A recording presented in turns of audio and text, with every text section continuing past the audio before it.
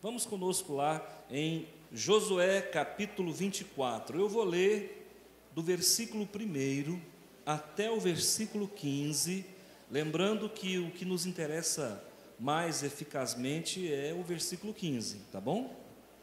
Então nós vamos dispensar uma atenção especial para o versículo 15. Então vamos lá. Depois reuniu Josué todas as tribos de Israel em Siquém e chamou os anciãos de Israel, os seus cabeças, os seus juízes, os seus oficiais, e eles se apresentaram diante de Deus. Então Josué disse a todo o povo: assim diz o Senhor, Deus de Israel: antigamente vossos pais, Terá, pai de Abraão e de Naor, habitaram da além do Eufrates e serviram a outros deuses. Eu, porém, tomei Abraão, vosso pai, da além do rio, e o fiz percorrer toda a terra de Canaã. Também lhe multipliquei a descendência e lhe dei Isaque. A Isaque dei Jacó e Esaú. E a Esaú dei em possessão as montanhas de Seir, porém Jacó e seus filhos desceram para o Egito. Então enviei Moisés e Arão e feri o Egito com o que fiz no meio dele, e depois vos tirei de lá. Tirando eu vossos pais do Egito, viestes ao mar, os egípcios perseguiram vossos pais com carros e com cavaleiros até ao mar vermelho. E clamando vossos pais, o Senhor pôs escuridão entre vós e os egípcios, e trouxe o mar sobre estes, e o mar os encobriu, e os vossos olhos viram o que eu fiz no Egito. Então habitastes no deserto por muito tempo. Daí eu vos trouxe a terra dos amorreus, que habitavam da além do Jordão, os quais pelejaram contra vós outros, porém os entreguei nas vossas mãos, e possuístes a sua terra, e os destruí diante de vós. Levantou-se também o rei de Moabe, Balaque, filho de Zippor, e pelejou contra Israel, mandou chamar Balaão, filho de Beor. Enviei vespões adiante de vós, que os expulsaram da vossa presença, bem como os dei os 2 reis dos amorreus, e isso não com a tua espada, nem com o teu arco.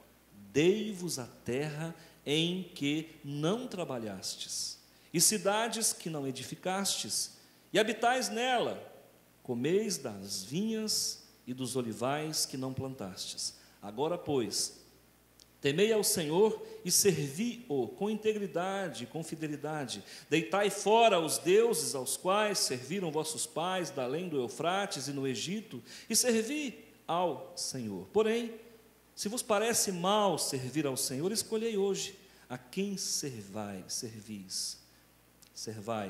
Se os deuses a quem serviram vossos pais, que estavam da além do Eufrates, aos deuses dos amorreus em cuja terra habitais, eu e minha casa serviremos ao Senhor.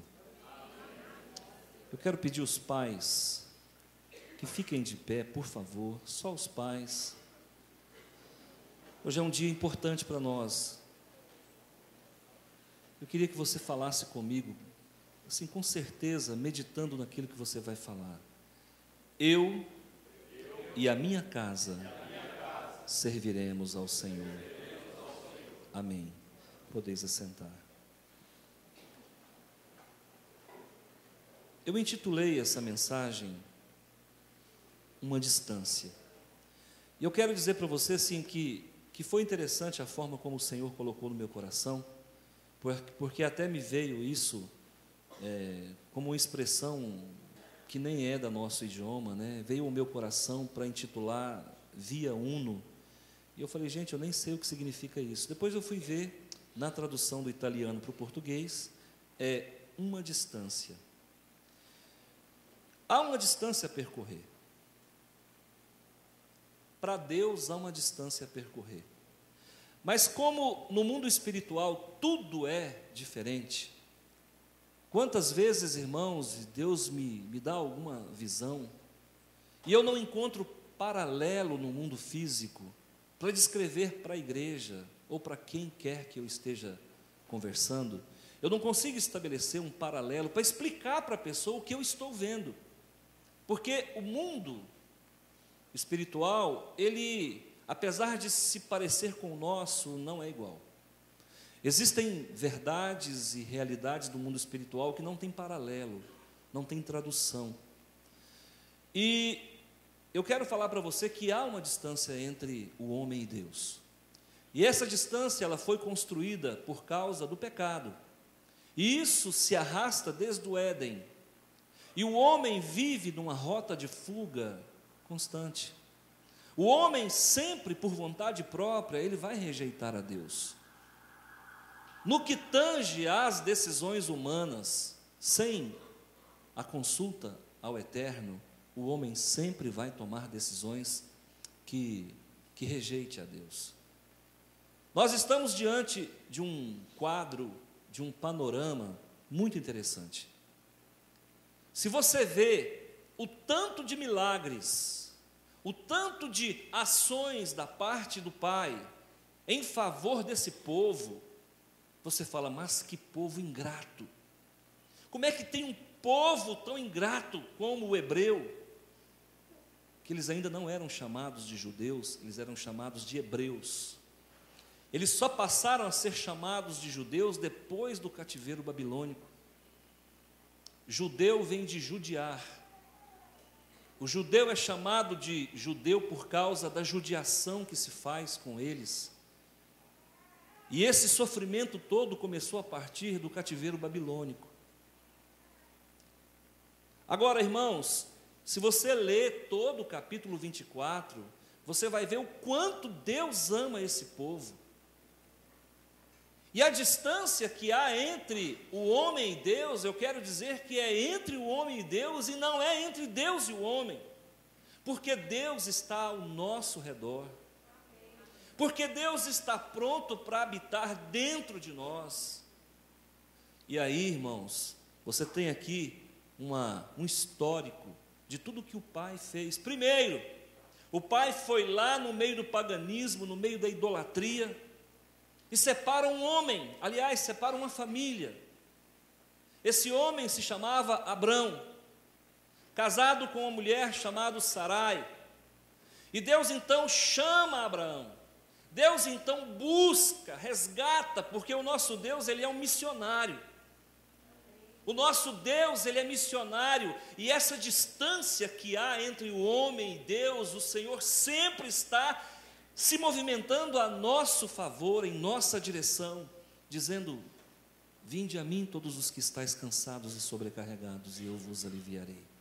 Agora, você tem aqui nesse texto, irmãos, a descrição do que o Senhor fez. Primeiro, constitui uma família, tira essa família do meio do nada, de um contexto de idolatria, paganismo, de bruxaria, de feitiçaria, e diz, olha, a obra que eu tenho para fazer na tua vida, Abraão, não posso fazer no meio desse povo de Ur, não posso fazer no meio dos iraquianos, dos caldeus, eu preciso tirar você daí, e eu quero que você aprenda isso nessa noite. Sempre que Deus tiver que fazer uma obra grande na tua vida, Ele vai fazer você se movimentar. Sempre que Deus for operar a teu favor, Ele vai mexer no seu queijo. Os momentos mais difíceis da minha vida também foram os momentos mais gloriosos da minha vida. Aos 20 anos eu saí da casa da minha mãe, numa situação que eu não desejo para ninguém, também não vou entrar no detalhe, porque eu amo a minha mãe. Não foi fácil perdoá-la, mas eu a amo, porque eu também não era fácil. E aí, irmãos, sair de lá para cá foi traumático. Fiquei quase 3 anos remoendo situações e relembrando e maquinando e fermentando pensamentos horríveis. Comecei a achar que a minha vida não tinha jeito, que eu era o resto das sobras, um pouco do nada. Quando então cheguei aqui, tive o privilégio de conhecer a minha esposa. Eu sou pai, sou casado há 29 anos. E tive o privilégio, essa mulher me ajudou muito. Mas por que Deus me trouxe para Rio Verde numa situação tão adversa? Exatamente porque aqui Deus tinha um projeto. Porque exatamente aqui nós tínhamos um encontro marcado. E eu digo para você, irmãos, dê graças ao Senhor em todas as coisas. Não faça isso. A gente tem o hábito, irmãos, de fugir do momento difícil, de reclamar, de murmurar. Irmãos, se eu não tivesse saído naquelas condições do DF, eu nunca teria saído. Vim para Rio Verde. Chegando aqui, irmãos, mexeram no meu queijo de novo. Porque lá eu pertencia a uma religião organizada. Porque o kardecismo, ele é organizado. Chegando aqui, irmãos, tentei me adaptar dentro da doutrina kardeciana, não consegui. E aí tive que migrar para o baixo espiritismo. E me adentrei, irmãos, pelas portas da Umbanda. E ali estive, militando naquele processo espiritista durante muito tempo. Irmãos, num dado momento, então, me caso. E eu acho que minha esposa, ela é a mulher mais corajosa do mundo. Porque casar com um homem desequilibrado, na condição em que eu estava, se não for amor, eu não sei o que é amor. E um dia, um parente meu disse: você tem noção que a mulher com quem você vai se casar tem curso superior? Porque hoje ter curso superior, irmão, já é trivial. Mas naquele tempo, há 29, há 30 anos atrás, irmãos, curso superior era raro. Você tem consciência que você tem que oferecer para ela um nível social, relacional, compatível com o status que ela apresenta? Eu falei, sim. Agora, na verdade, eu não tinha nada para oferecer, eu não tinha Deus. A minha profissão era instável. A minha religião, eu praticava ela nas madrugadas, nas encruzilhadas. O meu estado de alma era um estado de doença. E assim então foi que o Senhor operou na minha vida. Quando eu achei que estava tudo bem, construímos a nossa casinha aqui, essa que está aqui no fundo. Construímos ela aqui, com 3 meses de casado. Fui acometido por uma enfermidade horrível, onde eu bebi água na xícara e onde eu não podia comer mais do que 2 ou 3 colheres de comida. Mexeram no meu queijo de novo. E aí, irmãos, começa um processo de tratamento e de entrada no pronto-socorro do hospital evangélico, onde eu perdi a conta. Às vezes o que eu ganhava durante a semana, eu gastava no final de semana, porque não tinha plano de saúde. Adentrava ao pronto-socorro do hospital e vocês sabem que quem não tem dinheiro, infelizmente, não é atendido. Ou é atendido de uma forma precária. Queridos irmãos, recebi uma notícia que eu não queria que ninguém recebesse. Os médicos aqui não conseguiram diagnosticar, não era desse mundo, e não era mesmo. Tive que alugar a minha casinha, ir para Brasília, porque lá o recurso era melhor. Chegando lá, fui diagnosticado como anorexo. Acho que todo mundo aqui sabe o que é anorexia. E aí, irmãos, o médico, dentro da capacidade dele de diagnosticar, me deu 6 meses de vida. Mexeram no meu queijo de novo. Cheguei à conclusão que eu deveria voltar para Rio Verde. Falei, já que eu vou morrer na cidade que eu amo. E voltei para Rio Verde. Quando eu cheguei, a mulher tinha 3 meses que não pagava aluguel. Nós fomos morar numa casa velha que tinha aqui, que era a sede de uma fazenda,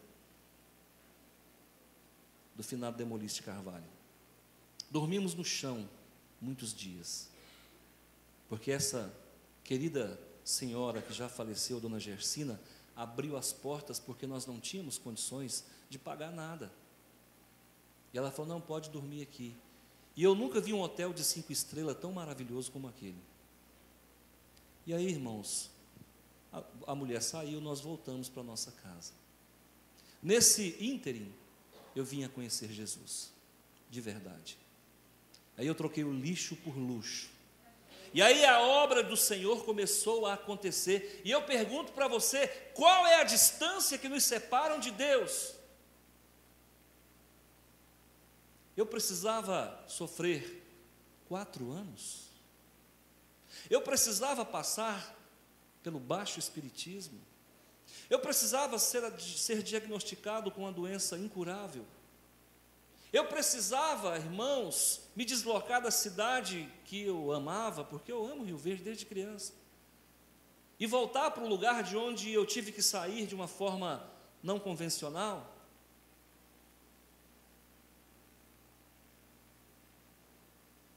É esse o problema, irmãos.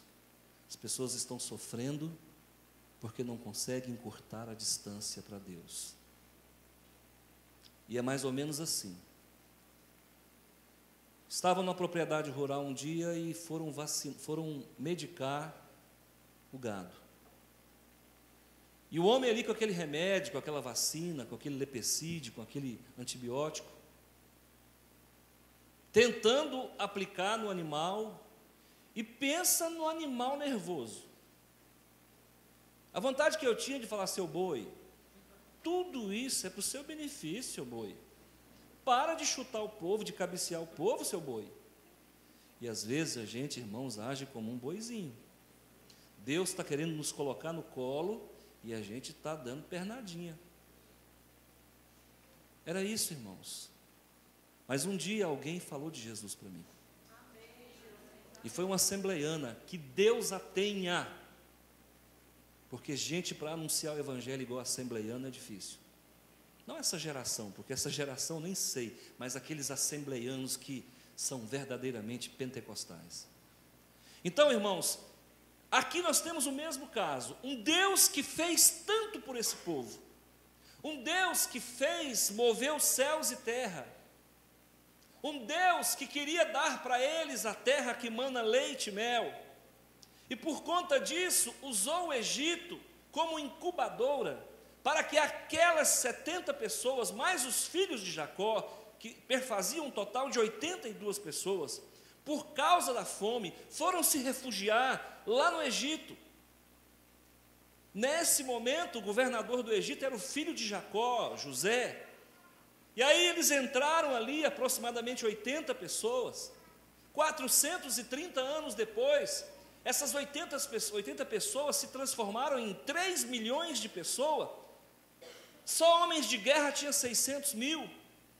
Aí Deus vai lá e confronta Faraó, na pessoa de Arão e na pessoa de Moisés, humilha Faraó, e o Faraó era o símbolo de Satanás, humilha Satanás na sua própria terra, tira o povo de Israel, conduz o povo até o Mar Vermelho, abre o Mar Vermelho, o povo passa a pés enxuto, leva o povo para o Monte Sinai, lá chegando, dá as tábuas da lei. Moisés então cria os 600 preceitos da lei, constrói para esse povo um templo lindo e maravilhoso chamado Tabernáculo de Moisés.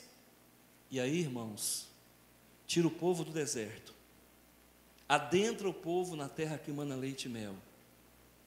Esse Deus tirou água da rocha, esse Deus colocou coluna de fogo, esse Deus mandou maná, esse Deus mandou codornizes, esse Deus, irmãos, fez com que as roupas não se desgastassem, esse Deus não deixou ninguém morrer de desidratação, esse Deus não deixou faltar água nem comida, até uma serpente de bronze esse Deus mandou fazer como antídoto para a picada de cobra, porque existe muita nacha cuspideira no deserto. E aí, irmãos, quando esse povo entra no deserto,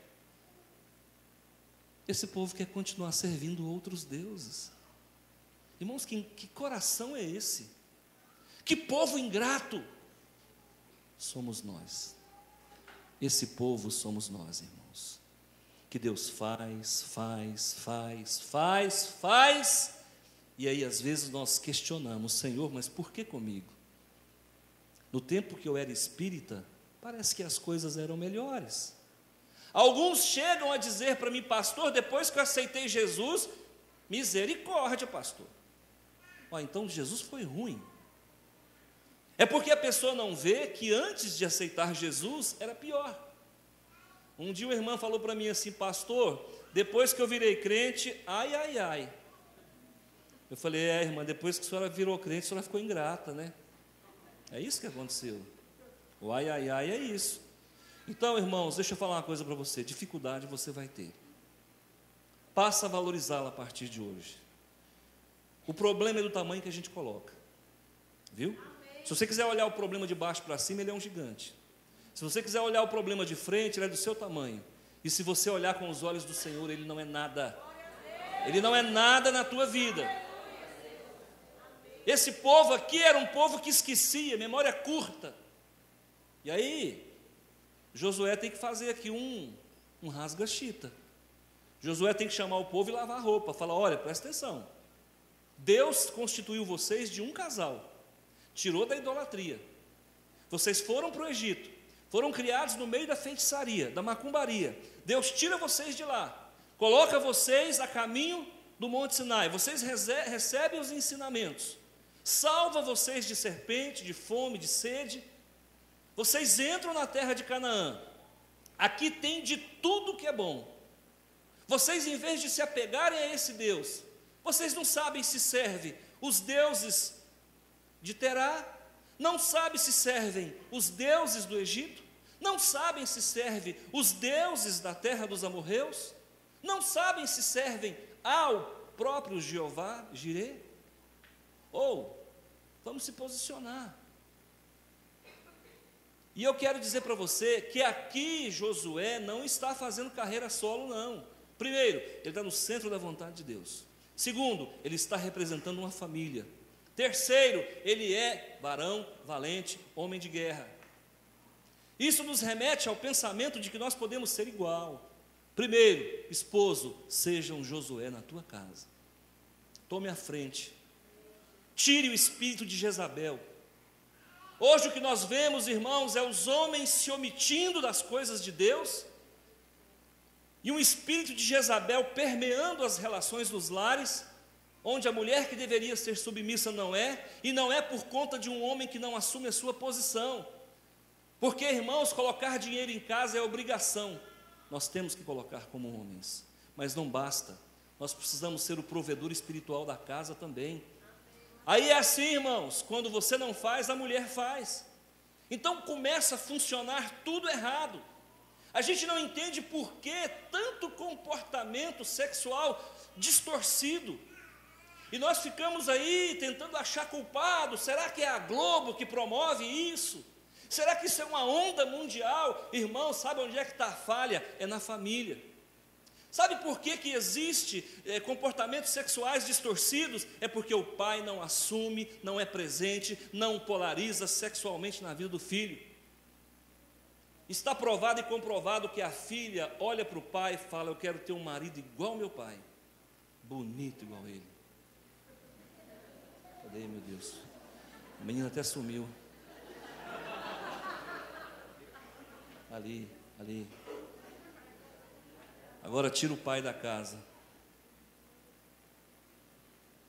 Cadê a referência sexual da vida dela? No que vai dar isso aí? Pai só chega alcoolizado em casa. Será que essa moça vai querer casar? Será que essa moça vai querer casar com um homem? A mãe só fala mal do pai. Esse pai seu não presta. Esse pai seu não vale nada. Esse pai seu... Aparece uma coleguinha de sala de aula, fala: vem cá, minha filha, você sofre tanto. Qual a associação que a criança, que o jovem faz? Nossa. E aí vai nascendo as distorções. Irmão, ser pai é ser como esse homem aqui. Toma frente. Ser pai, irmão, não é ficar 20 horas mergulhado na internet, não. Ser pai não é apenas, irmão, engrossar a voz. Ser pai, irmãos, é muito mais que isso. Olha, sinceramente, eu vou dizer uma coisa para vocês. Você vai responder por cada coisa que você deixou de fazer. Nós vamos responder. Então, irmão, se você delega à tua mulher a orientação espiritual dos teus filhos, você está em pecado. É você, pai, que tem que se posicionar. E eu vou dizer para você, irmãos, se tirar as mulheres das igrejas, vai ficar pouca gente. As mulheres têm puxado o carro, as mulheres têm norteado a espiritualidade do lar. Aí o homem chega na mulher e diz: olha, a Bíblia diz que você tem que ser submissa ao marido. Mas que marido? Cadê o marido? I am here. Negativo, rapaz. Que marido é esse? Que marido é esse que não dialoga? Que marido é esse que não ama? Que marido é esse que não polariza? Que marido é esse que namora fora de casa? Se isso é ser marido, irmão, eu sou um popstar marital. Não, irmão, sinceramente, é muito mais. Ser marido é ser companheiro da esposa.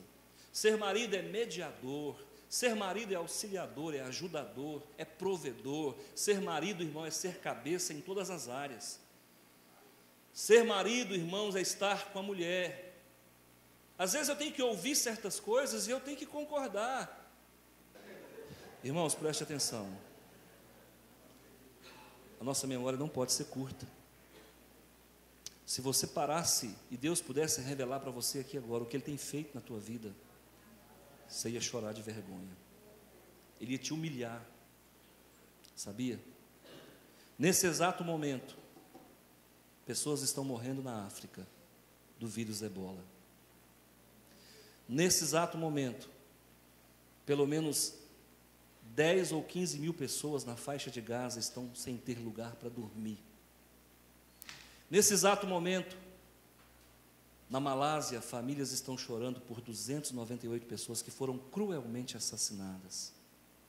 Nesse exato momento, explode uma guerra no Sudão, explode uma guerra na Argélia, explode uma guerra na Nigéria. Nesse exato momento, pessoas estão morrendo na Ucrânia. Nesse exato momento, crianças estão morrendo de fome na Etiópia. Irmãos, você foi plantado num país que é coração do mundo e pátria do Evangelho. Você está numa nação em que se plantando tudo dá. Você está numa igreja em que se prega a palavra. Irmãos, porque até agora, irmãos, eu não fiz propaganda enganosa nenhuma, desde a hora que você entrou aqui. Eu estou falando de Bíblia, eu estou falando de um Deus que é presente, e eu estou falando de um Deus que está entrando e pedindo licença para operar na tua vida. E a distância que separa entre você e Deus é simplesmente algo com 3 letras, com apenas uma sílaba: sim. Deixa Deus agir na tua vida. Sabe, olha a vida de frente. Não procura fazer a coisa certa olhando de lado, olha para frente. Sabe, esse Deus que é todo poderoso e que Deus que falou através da boca de Josué, fala contigo nessa noite através do Josué que aqui está. Amém. Eu e minha casa servimos ao Senhor, e você e sua casa serve ao Senhor? Qual a distância espiritual que há entre o teu lar e o Senhor Todo-Poderoso? Como é que é a convivência entre 4 paredes? Como é que está o teu casamento? Os teus projetos, Deus é Senhor deles. As pessoas chegam para mim e falam: pastor, estou querendo fazer tal coisa. E já aconteceu da pessoa me procurar: pastor, estou com tal projeto assim, assim. O que o senhor acha? Irmão, vamos orar. Não, pastor, já decidi, eu vou fazer. Então, está entendendo? Mas se não for da vontade de Deus, não, mas eu já decidi. Eu fiz uma grande descoberta, irmãos. As pessoas procuram o pastor, 80%, não é para se aconselhar, é para o pastor concordar com elas. Verdade, irmãos. Já teve pessoas que me procurou para aconselhar, eu dei um panorama bíblico, a pessoa continuou fazendo o que queria fazer. Já teve pessoas que depois de um aconselhamento deixou a igreja. Sabe o que é isso, irmãos? É as pessoas vivendo segundo os seus próprios interesses, buscando o Deus interior. Esse Deus interior só existe se Jeová entrar na tua vida. E se Ele entrar na tua vida, Ele é Senhor. E se Ele é Senhor, Ele vai falar contigo. Através do teu líder também. Através da palavra. No momento da oração. Então, irmãos, deixa eu dizer uma coisa para você. Está passando por problema? Sirva, obedeça, se curve, espere, não murmure, não procure achar culpado, porque o problema das pessoas, irmãos, é que elas querem achar culpado, e sempre vai sobrar para o mordomo, porque se na política vai mal, a culpa é do governador, porque se as coisas vai mal aqui na igreja, a culpa é do pastor, alguém tem que pagar. Então, irmãos, negativo, Senhor, eis-me aqui, a vida não está fácil, não estou conseguindo gerir os problemas, mas eu quero que o Senhor entre na minha casa, eu quero que o Senhor faça uma limpeza, uma purificação no meu coração, eu preciso mudar as atitudes, eu preciso reunir a minha família para orar. Irmãos, dizem que pastor é aquele que menos cuida da família, porque não tem tempo. Conversando com um médico, ele disse, olha, quase que 100% dos pastores estão fora do peso. O que vem na cabeça? Pastor é preguiçoso. Não é, irmãos. Pastor não consegue encontrar um tempo para fazer a caminhada, porque sempre tem alguma coisa para fazer. Então, deixa eu falar uma coisa para você. Nós, crentes, pastores, sacerdotes, todos nós, precisamos sentar com a nossa família. Precisamos ouvir os nossos filhos. Domingo pela manhã eu estava em Rio Verde. Eu podia ter vindo à escola bíblica dominical. Fiquei com a família. E olha que se eu faltei na minha vida de crente 25 anos, se eu faltei 10 vezes à escola bíblica dominical, é muito. Domingo à noite, eu poderia estar aqui. Eu falei, eu preciso orar com a minha família. Porque eu sempre ajudo as pessoas e às vezes a minha família está precisando de mim. Então, irmãos, nós precisamos sentar, precisamos amar, precisamos abrir o coração. E nós tivemos um momento legal, onde cada um falou aquilo que precisava ser falado e o outro ouviu e concordamos. Então, queridos, eu e minha casa servimos ao Senhor. Homem, seja o chefe da casa, mas não com autoritarismo. Não porque você põe o dinheiro em casa. Ouça a tua mulher. O maior pecado de um homem é deixar de ouvir a mulher. Então nós precisamos ouvi-la. Elas falam as coisas certas. É porque é ruim a gente ter que aceitar, né? Tem hora que você fala, a gente já está com a razão, mas não vou dar o braço a torcer. Pastor é igual a qualquer outro, irmão. Não tem diferença não. Danadinha, acertou de novo, mas não vou dizer que ela acertou. Verdade, irmãos. Então eu quero deixar para você essa palavra. Sabe, tome atitude, tome posicionamento. Sabe, dentro da tua casa, seja modelo, seja exemplo. Cuidado com o que entra dentro do teu lar. Cuidado com palavras. Cuidado com acessos. Cuidado com literatura.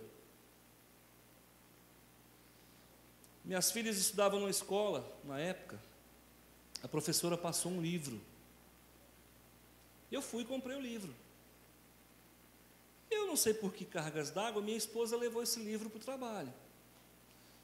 Chegando lá, a colega de trabalho falou, nossa, que livro, que título legal. Abriu o livro. No que ela abriu o livro, ela abriu numa página que para mim é de pornografia. Minha esposa veio e falou, meu bem, olha o que está escrito nesse livro aqui. Que eu olhei e falei, gente do céu. Falei, não vai ler esse livro não, de jeito nenhum. O provedor do lar, não vai ler esse livro não. Fui até a diretora. Falei, a senhora já leu esse livro? Ela disse, sim, já li. Falei, o que a senhora achou do livro? Maravilhoso. Falei, mas a senhora leu todas as páginas? Porque depois eu fui ver que tinha mais páginas. A senhora leu todas? Todas. O livro olha, esse livro os meus filhos leram. Esse livro olha. Eu falei, e crente, viu? Falei, minha irmã, deixa eu falar uma coisa para você. Eu sei que você não mente, mas se você leu, você não entendeu. apesar de que está muito claro. Por que o senhor está falando isso? Eu fui abrindo as páginas. Ela falou: olha, pastor, olha, irmão, o senhor vai me desculpar, mas o meu pastor já leu esse livro e ele acha esse livro uma bênção. Eu falei: então a senhora bate a transferência das minhas filhas. É assim que a gente faz. Aí depois, quando a vaca vai para o brejo, a gente diz: Senhor, onde foi que eu errei? Irmãos, a criança vai para a escola, o pai não acompanha se está fazendo tarefa, se não está. A criança fica no computador, o adolescente, o jovem, o pai não pesquisa o histórico para ver o que está sendo acessado. A criança vara à noite na internet e o pai sequer se posiciona. Cadê você? Cadê você, pai? O teu filho tem amigos fora da igreja e às vezes dentro da igreja e você não participa. O teu filho está depressivo, não conversa mais, está dentro do quarto, tem alguma coisa errada. Irmãos, aí quando resolve, o negócio já tomou uma proporção que não é fácil resolver. Então ser marido, ser provedor espiritual da casa é muito mais do que colocar comida. Então nós precisamos mudar algumas coisas. Você está numa igreja, irmãos, que te orienta. O papel do pastor é orientar, é cuidar do rebanho. Enquanto muitos estão pregando que poucos vão ficar ricos, nós estamos pregando para você que você será rico sempre, a partir do momento em que você meditar, que você se orientar pela palavra de Deus. Porque para mim não tem riqueza maior do que ver um filho nos caminhos do Senhor. Colocar o filho lá na Universidade de Oxford, coisa maravilhosa. Mas eu pergunto para você, será que isso é tudo na vida? Então, eu quero orar com você, quero te convidar a fechar os olhos. Eu não sei como é que está a tua casa, pai. Não sei como é que está a tua prole. Não sei com quem teus filhos conversam. Não sei que sites que eles entram. Quer um conselho? Põe um computador na sala. Quer um conselho? Visita o histórico do teu filho no computador. Contrata um técnico e manda olhar se não tem algo de errado. Feche os seus olhos, eu quero orar com você. Nós queremos servir ao Senhor. E servir ao Senhor, meu Deus, é muito mais do que vir à igreja. Servir ao Senhor é muito mais do que carregar uma Bíblia. Servir ao Senhor é muito mais do que ser pai biológico de filhos. Servir ao Senhor é muito mais do que ser fiel à esposa. Servir ao Senhor, meu Deus, é dizer sim. Eu e minha casa servimos ao Senhor.